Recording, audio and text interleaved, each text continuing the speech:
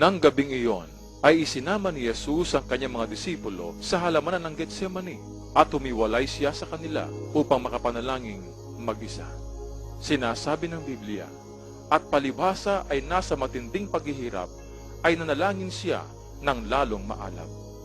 At ang kanyang pawis ay naging gaya ng malalaking patak ng dugo na tumutulo sa lupa.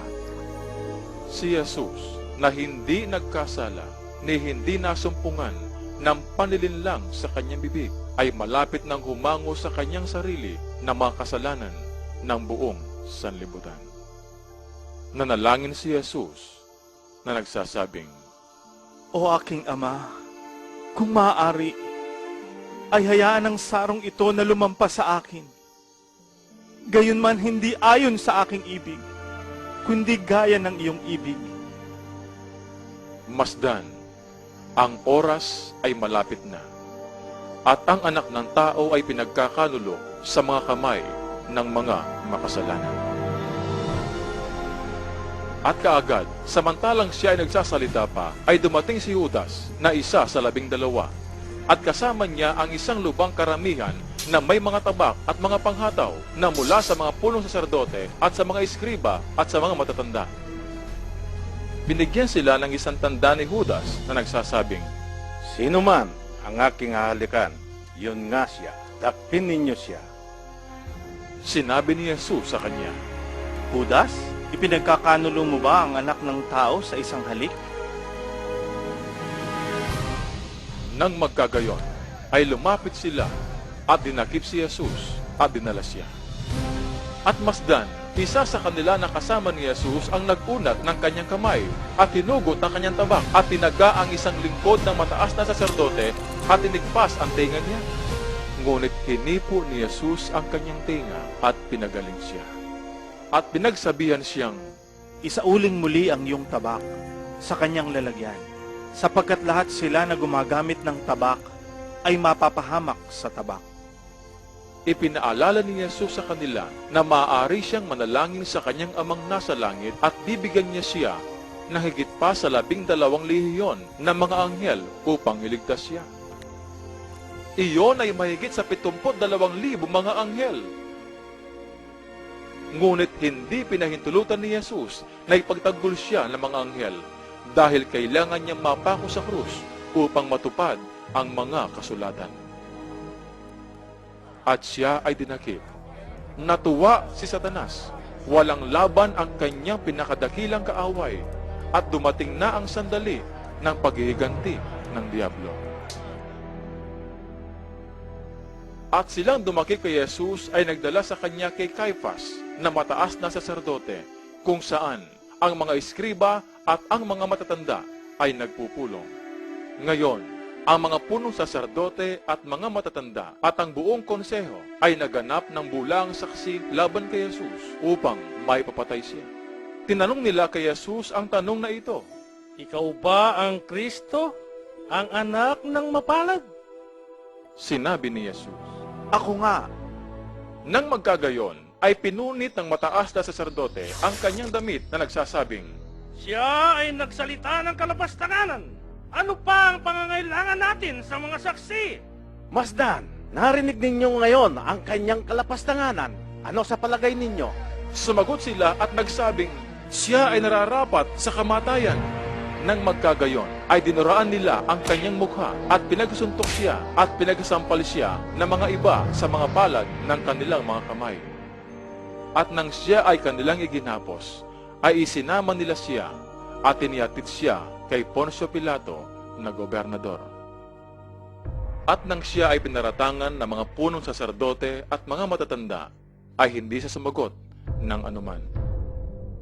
Ang pangyayaring ito ay tumupad sa isa pang propesiya. Siya ay pinahirapan at siya ay pinighati, gayunman hindi niya ibinuka ang kanyang bibig. Siya ay dinala sa katayan gaya ng isang kordero, at gaya ng tupang nasa harap ng kanyang mga manggugupit ay pipi. Gayunman ay hindi niya ibinuka ang kanyang bibig. At tinanong siya ni Pilato. Ikaw ba ang hari ng mga Hudyo? At sa pagsagot niya ay sinabi sa kanya. Ikaw ang nagsasabi nito. Pagkatapos na marinig ang mga paratang, ay naipit sa politika si Pilato dahil sa takot. Naghanap siya ng malulusutan at sinabi ni Pilato sa mga punong saserdote at sa bayan, Wala akong masumpungang kamalian sa lalaking ito. Sumiklab sa galit ang mga Hudyo at ginamit ang sitwasyon upang magkagulo dahil pinipilit na bumigay si Pilato.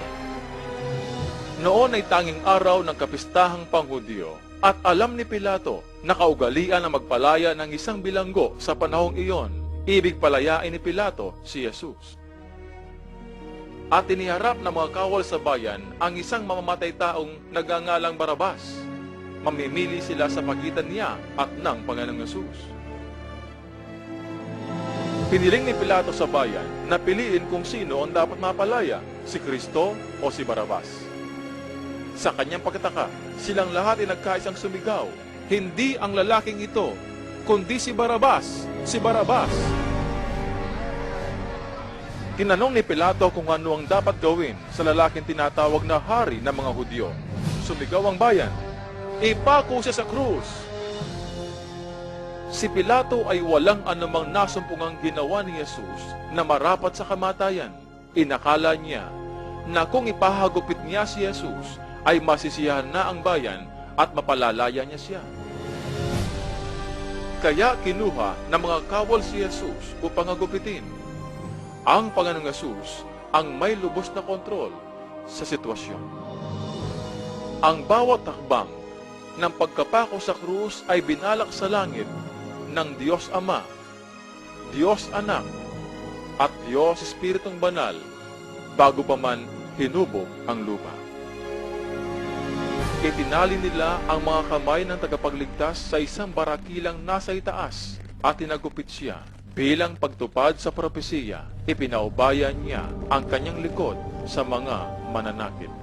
May kapangyarihan si Jesus na pigilin sila, ngunit kusa niyang hinayaan silang gawin ang gayon.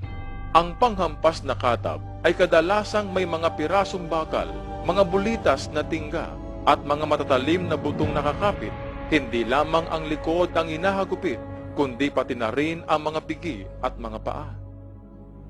Habang pinupunit ng mga matatalim na buto at metal na nasa panghampas ang laman, ang mga kalamnan ay nagkakagutay-gutay. Tinatamaan ang mga malalaking ugat na nagpapatalsik ng dugo.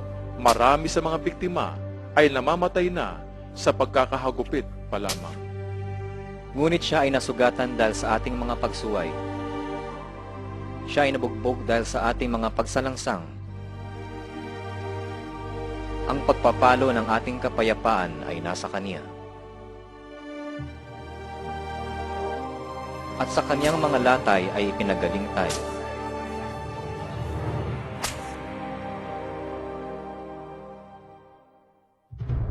Naaalala ba ninyo nang isinumpa ng Diyos ang lupa ng mga tinik dahil sa kasalanan?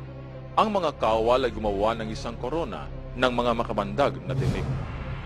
At isiniksik ito sa kanyang ulo na naging sanhi ng napakatinding kirot, pamamaga at pagdurugo.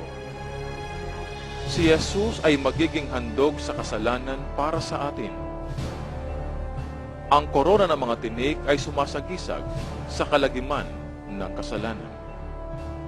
At siya ay hinubaran nila at ipinasuot sa kanya ang isang moradong balabal. Naglagay sila ng isang tambo sa kanyang kanang kamay at iniluhod nila ang mga tuhod sa harap niya at nilibak siya na nagsasabing, "Magalak, hari ng mga Hudyo." Ang bawat kawal na naroroon ay nagsisuntok ng kanilang mga kamao sa mukha ni Jesus nang walang awa at ipinalo sa ulo niya ang tambo. Dinuraan nila ang kordero ng Diyos. Sa pagtupad sa mga kasulatan, Hindi ko'y kinubli ang aking mukha sa kahiyan at pagdura. Siya ay nilait at itinakwil ng mga tao, isang lalaki ng kanumbayan at nakababatid ng kapigatian.